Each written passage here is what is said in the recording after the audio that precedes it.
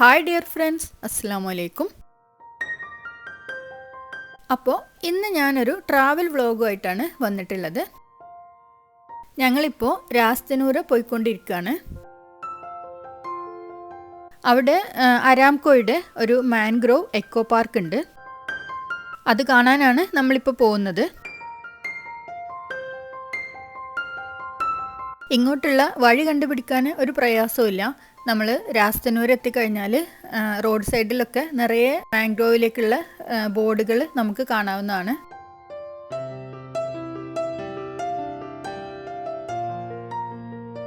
നമ്മളിവിടെ വരുമ്പോൾ ഉച്ചക്ക് 1:30 സമയം.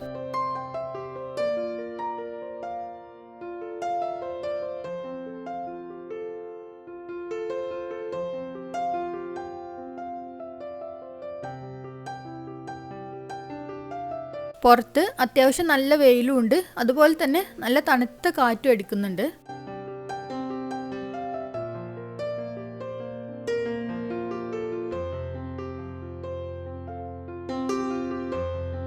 ഇതിൻ്റെ പുറത്ത് ഈ മാംഗ്രോവിൻ്റെ മാപ്പും അതുപോലെ കുറച്ച് നിർദ്ദേശങ്ങളൊക്കെ കൊടുത്തിട്ടുണ്ട്.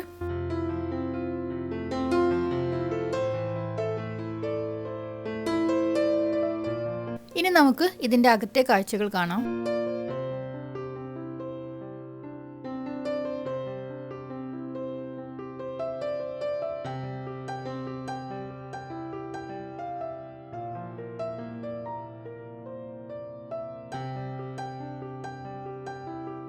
ഇതവിടുത്തെ ചുമരിൽ ഒട്ടിച്ചു വെച്ചതാണ്.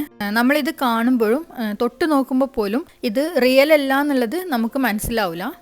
അത്രക്ക് പെർഫെക്ഷനോടെയാണ് അവിടെയുള്ള ഓരോ ചെടികളും ഇലകളും വരെ അവർ സെറ്റ് ചെയ്ത് വെച്ചിട്ടുള്ളത്. ഇത് ഇവിടുത്തെ ഒരു robot ഗൈഡാണ്. Welcome to the first of its kind in the kingdom, the Mangrove Eco Park. ഇത് നമ്മൾ ആക്സെപ്റ്റ് ചെയ്യുകയാണെങ്കിൽ ഒരു ഗൈഡ് എന്ന നിലക്ക് ഇവിടുത്തെ മാംഗ്രോവിനെ കുറിച്ചും അതുപോലെ എന്തൊക്കെ കാഴ്ചകളാണ് ഇവിടെ കാണാനുള്ളത് അതിനൊക്കെ കുറിച്ച് നടന്ന് നമുക്ക് വിവരിച്ചു തരുന്നതാണ്. The Mangrove Eco Park is built to show the environmental stewardship effort performed by Saudi Aramco, which focuses on raising awareness about the importance of mangrove ecosystem and highlighting the company's commitment to protect valuable and sensitive habitats. The 64 square kilometers mangrove habitats let us know more about the Mangrove Park.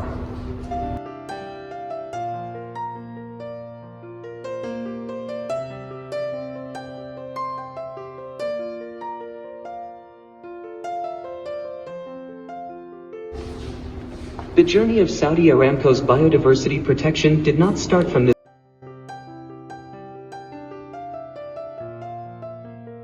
and birds.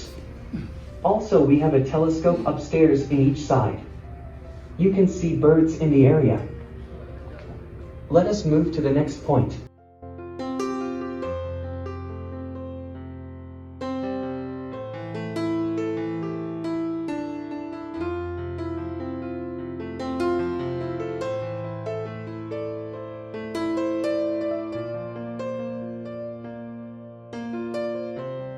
അപ്പോൾ guide മാംഗ്രോവിൻ്റെ entrance വരെ മാത്രമേ ഉള്ളൂ.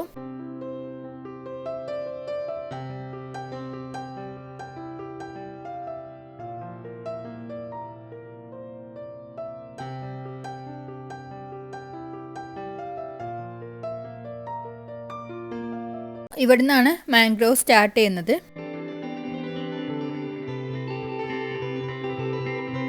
ഇത് Saudi അറേബ്യയിലെ ആദ്യത്തെ mangrove echo പാർക്കാണ്. ഈ mangrove 63 square kilometres ഉണ്ട്. മാത്രമല്ല ഇത് സൗദിയിലെ ഏറ്റവും നീളം കൂടിയ മാംഗ്രോവ് എന്ന പ്രത്യേകത കൂടി ഇതിനുണ്ട്. ഇവിടുത്തെ ടൈമിങ്സ് എന്ന് പറയുന്നത് രാവിലെ 9 മണി മുതൽ വൈകുന്നേരം 5 മണി വരെയാണ്. അതുപോലെ തന്നെ എല്ലാ തിങ്കളാഴ്ചകളിലും ഇത് ക്ലോസ്ഡ് ആണ്. ബാക്കി എല്ലാ ദിവസവും ഈ പറഞ്ഞ ടൈമിൽ തന്നെ 9 to 5 ആണ് ഇതിൻ്റെ ടൈമിങ്സ്. ഇത് ഈ മരത്തിൻ്റെ ഇടയിലൊക്കെ നിറയെ വെള്ളം നിൽക്കുന്ന സമയത്താണ് ഒന്നും കൂടി ഇത് കാണാൻ ഭംഗിയുണ്ടാവുക. ഞങ്ങളിപ്പോൾ വരുന്ന സമയത്ത് കുറച്ച് താഴ്ചയുള്ള ഭാഗങ്ങളിലൊക്കെ ചെറുതായിട്ട് കുറച്ച് വെള്ളം ഉണ്ട് എന്നല്ലാതെ ബാക്കിയൊക്കെ ഉണങ്ങിക്കിടക്കുകയാണ്.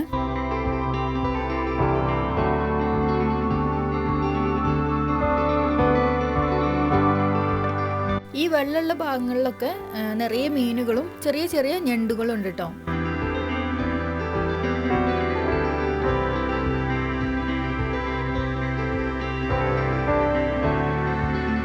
ഇതിൻ്റെ ഉള്ളിൽ പലതരത്തിലുള്ള ബേർഡ്സ് ഉണ്ടെന്ന് അകത്ത് നമ്മൾ വായിച്ചിട്ടുണ്ടായിരുന്നു.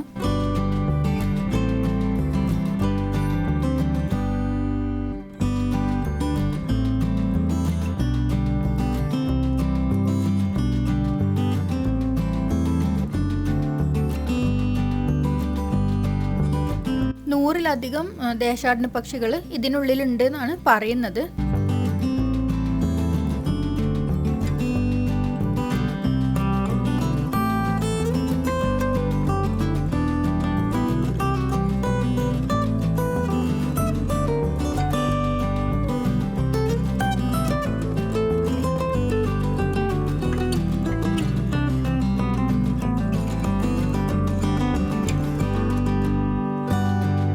അങ്ങനെ നടന്ന് നമ്മൾ എൻഡിങ് പോയിന്റിൽ എത്തിയിട്ടുണ്ട്. ഇവിടെ കടലിൽ നിന്ന് വെള്ളം ഇങ്ങോട്ട് കയറി വന്നിട്ടുള്ള ഭാഗങ്ങൾ നമുക്ക് കാണാൻ പറ്റും.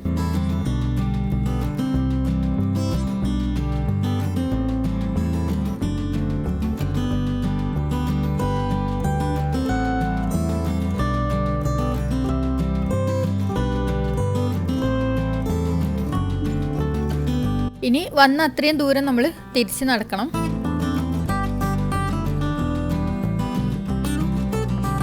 ഇതിൻ്റെ മുകളിലത്തെ നിലയിൽ നമ്മളിവിടെ നടന്ന് കണ്ട അത്രയും സ്ഥലങ്ങൾ നോക്കി കാണാനായിട്ട് കുറേ ടെലസ്കോപ്പുകൾ വെച്ചിട്ടുണ്ട്. അതുപോലെ തന്നെ അവിടുത്തെ ചുമരിൽ നമ്മൾ മാംഗ്രോവിൽ കാണാൻ സാധ്യതയുള്ള ബേർഡ്സുകളും അതിൻ്റെ പേരുകളും ഒക്കെ കൊടുത്തിട്ടുണ്ട്. ടെലസ്കോപ്പിലൂടെ നോക്കിയപ്പോൾ ദൂരെ പിങ്ക് കളറിലുള്ള കുറേ ഫ്ലെമിംഗോസിനെ നമുക്ക് കാണാൻ പറ്റി. അപ്പോൾ ഇന്നത്തെ കാഴ്ചകൾ എല്ലാവർക്കും ഇഷ്ടപ്പെട്ടു എന്ന് കരുതുന്നു. ഇത്രയൊക്കെയായിരുന്നു ഇന്നത്തെ വീഡിയോ. ഇനിയും ഇതുപോലെ നല്ല വീഡിയോയുമായി വീണ്ടും കാണാം. Good bye.